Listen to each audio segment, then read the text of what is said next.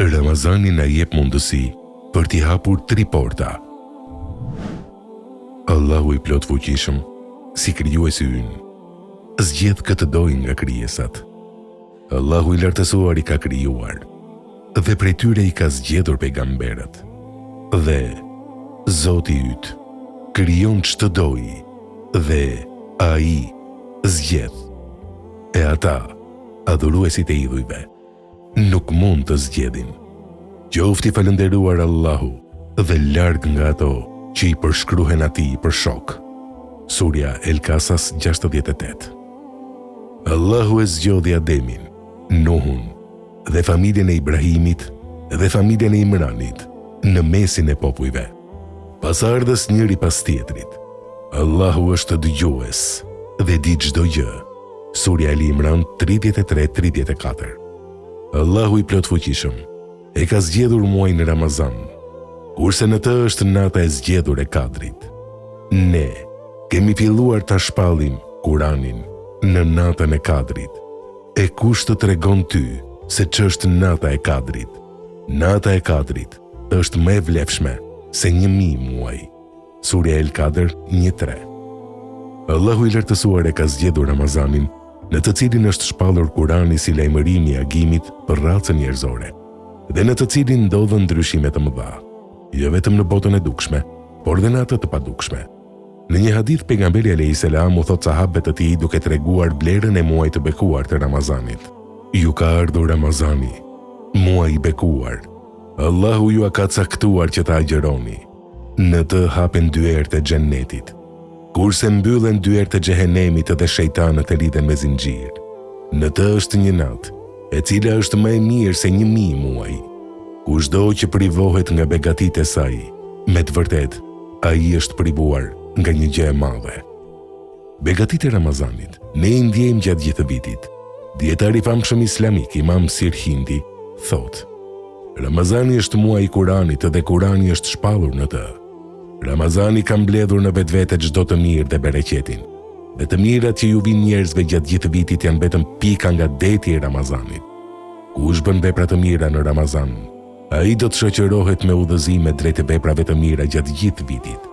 Ndërsa kush e kalon këtë muaj në përtaci dhe mëkate, ashtu do t'i kalojë gjithë viti. Në vazhdim do të shohim ajetet kuranore që flasin për agjërimin, dhe mbi bazën e të cilave mund të shohim mesazhet e agjërimit.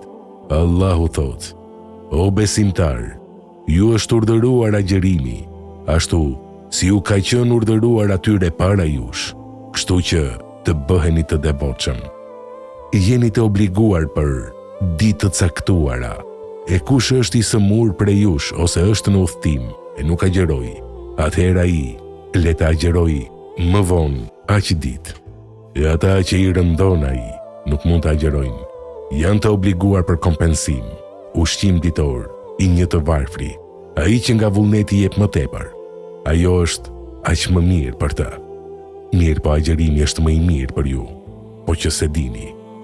Ato ditë të numëruara janë muaji i Ramazanit, që në të filloi të shpallet Kurani, që është udhërrëfyes për njerëzit dhe sqaruesi rrugës së drejtë dhe dallues i të vërtetës nga gënjeshtra. E kush e përjeton prej jush këtë muaj, le ta agjerojë, ndërsa kush është i sëmur ose në udhtim, le ta agjerojë aq ditë nga ditët e mëvonshme. Allahu me këtë dëshiron lehtësim për ju, e nuk dëshiron vështirësim për ju. Të agjeroni ditët e lëshuara më vonë, që të plotësoni numrin, të madhëroni Allahun për atë se u udhëzoi dhe që të falënderoni. E kur robërit e mi të pyesin ty për mua, unë jam afër, i përgjigjem lutjes kur lutësi më lutet, pra për të qenë ata drejt të udhëzuar. Le të më përgjigjen ata mua dhe le të më besojnë mua. El Bekare 183-186. Ajeti i parë, El Bekare 183, i cili flet për agjërimin, na tregon se urtësia e agjërimit është arritja e devotshmërisë. Ajeti i dytë, tërheq vëmendjen te tituria, i treti te falënderimi dhe i katërti te udhëzimi. Prandaj disa dietar thonë se qëllimi i agjërimit është t'i arrijë këto 4 gjëra: devotshmërinë, diturinë, falënderimin dhe udhëzimin. Aliu, Zoti qoftë i kënaqur me të, Agjerimin e ka përkufizuar me një përkufizim të shkurtër, që secili prej nesh duhet ta di përmendësh. Devotshmëria është frika nga Allahu, ndjekja e shpalljes, kënaqësia më pak në dynja dhe përgatitja për të shkuar në ahiret. Ajetet kuranore mbi agjerimin përmbajnë rekomandime për edukimin e individit dhe të mbarë shoqërisë. Muslimani nuk e jeton jetën e tij pa qëllim, por me një qëllim të përcaktuar saktësisht. Qëndrimi ynë ndaj gjithçkaje shënohet me besim dhe bindje. Kështu që kur bëhet fjalë për ibadetin, ne e dim se cili është qëllimi ynë final. Kënaqësia e Allahut, tërheqja nga ushqimi sjell përfitime. Por sa njerëz sot kurohen me agjerim, dhe pse veprimi i tij është i provuar nga ana mjekësore. Me ardhjen e muajit Ramazan, miliona muslimanë së bashku kanë agjeruar në emër të Allahut. Ky agjerim na ka sjellë jo vetëm përfitime të kësaj bote, por edhe të botës tjetër. Ju tërheq vëmendjen për faktin se Islami lehtësimin e ka bërë themel. Allahu me këtë dëshiron lehtësim për ju, e nuk dëshiron vështirësim për ju. Surja El-Bekare 185. Gjendja jonë do të përmirësohet me lehtësim dhe butësi, jo me ashpërsi dhe vrazhdësi. Ibadeti në Islam reduktohet në edukimin e zemrës dhe shpirtit, dhe jo në urinë e thjeshtë të trupit. Islami thërret në besim të vërtet dhe refuzon asketizmin. Islami vën thirrje për shfrytëzimin e të mirave të kësaj bote, por edhe për vetëdije ndaj ahiretit, dhe me atë që të ka dhënë Allahu, kërko ta fitosh botën tjetër, e mos lë mangët atë që të takon nga kjo botë, dhe bën mirë ashtu siç të ka bërë Allahu ty. E mos bën të këqija në tokë, se Allahu nuk i do çrregulluesit. Surja El-Kasas 77. Islami është feja e rregullimit, dhe që përfshin rregullimin e marrëdhënieve njerëzore. Ramazani është mundësi për rregullimin e marrëdhënieve njerëzore, për rregullimin e situatës midis bashkëshortëve, për rregullimin e situatës midis besimtarëve. Pajtimi i dy palëve në grindje largon urrëtitje nga gjoksi, çon në unitet dhe eliminon ndarjet mes tyre. Pajtimi është burim sigurie, stabiliteti, dashurie dhe paqeje, si dhe prove vëllazërisë së vërtetë të besimit.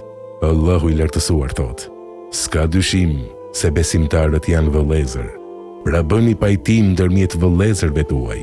Surja El-Hujurat 10. Pejgamberi alayhis salam shpjegon se një nga veprat më të mira është pikërisht pajtimi i njerëzve.